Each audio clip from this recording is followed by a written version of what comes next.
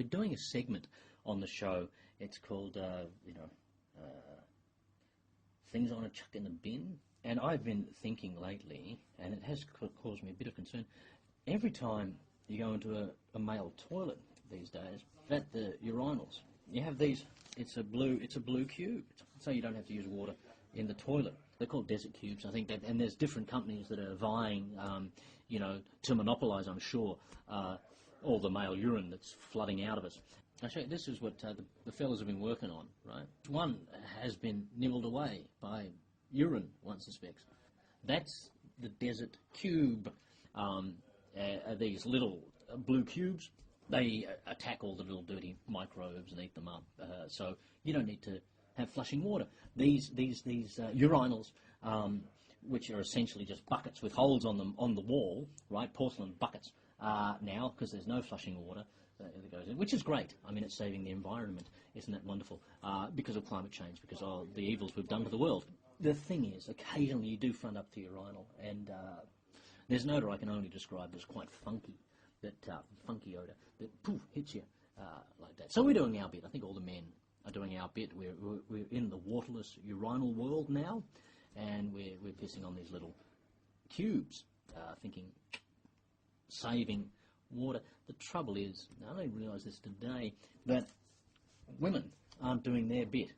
They're still weeing, I believe, I could be wrong, set me straight, sisters, if I am, into essentially a couple of litres of water.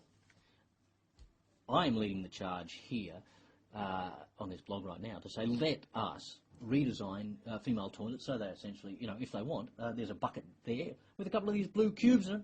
They can do exactly what we do. Why should it always be left up to the men to save the water? Let's have a thought, sisters.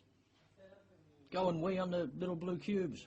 You're flushing away perfectly good water. It's not even grey water. It's perfectly, the dog drinks it, for God's sake.